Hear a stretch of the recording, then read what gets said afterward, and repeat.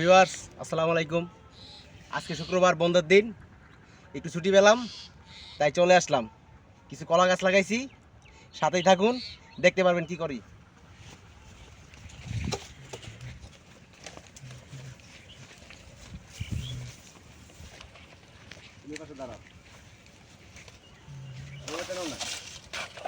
আমি কখনো কলা গাছ থেকে কখনো কলা কাটি নাই, তাই কাছে নিয়ে আসছি, দেখি কি করা যায়। আমার তো কোনো পদ্ধতি দেখতেছি না, দেখি কি করা যায়। সঙ্গে তুমি জায়গায় থাকো, সাপ আছে নাকি? যে জঙ্গল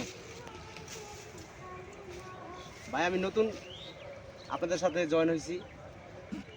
আপনাদের সাপোর্টে আমি যদি সাপোর্ট করেন এগিয়ে যাবো ইনশাল্লাহ। সবাই দয়া করে আমার চ্যানেলটা সাবস্ক্রাইব করবেন, একটা লাইক দিবেন, একটা শেয়ার করবেন, সাপোর্ট করবেন, সাপোর্ট পাবেন। সাথেই থাকেন, দেখে থাকুন কি করি আমি।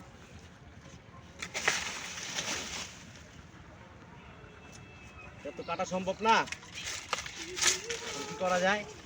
কলা গাছ কিন্তু আপনার একবারই ফল দেয়, ওই কলা গাছ আর ফল ধরে না। আমাদের গ্রামের মানুষ আমি দেখছি বাচ্চাদের কাছ থেকে, তারা কি করে, গাছ মাঝখান থেকে কেটে দেয়, কেটে দিলে ওখান থেকে আবার নতুন করে পাতা ছাড়ে, আবার কলা হওয়ার সম্ভাবনা থাকে।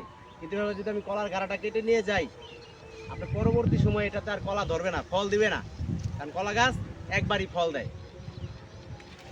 এখন দেখি আমি ওইভাবে চেষ্টা করতেছি যে কি পারি কিনা। এক কুবে আমি এটাকে ফেলে দেব, দেখি পারি কিনা।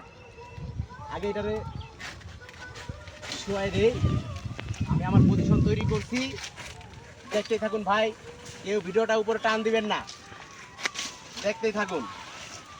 সঞ্জয় তুমি এখানে থাকো না, কি সুন্দর একটা কলার ঘাড়া ভাই, দেখছেন? গাছ লাগান, পরিবেশ বাঁচান। কি সুন্দর কলার গাছের ঘাড়া দেখেন,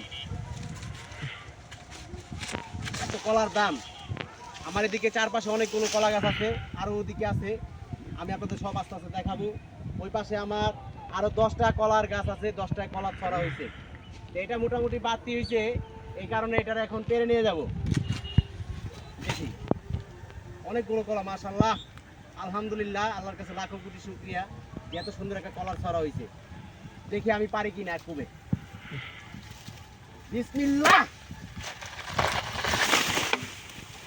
আমি পারছি, আলহামদুলিল্লাহ, আমি এক কুবে ফেলে দিছি। দেখো দি কলার কোনো ক্ষতি হয়েছে কিনা, দেখি। এখন আমি দেখেন আমি এটাকে কিভাবে এক কুবে কাটি, দেখছেন? আমি পারছি, কারণ আমার বাম হাতে খুব জোর। আমি বাম হাতি ব্যাটসম্যান, বাংলাদেশের ড্রেসিং ওপেনার তামিম ইকবালের মতো। যাও, ওটা নিয়ে যাও। প্রিয় দর্শক, সাবস্ক্রাইব করতে ভুলবেন না, লাইক দিয়ে পাশে থাকুন, পাশে পাবেন। আজকের মতো এই পর্যন্তই, সবাই ভালো থাকবেন, আল্লাহ হাফেজ।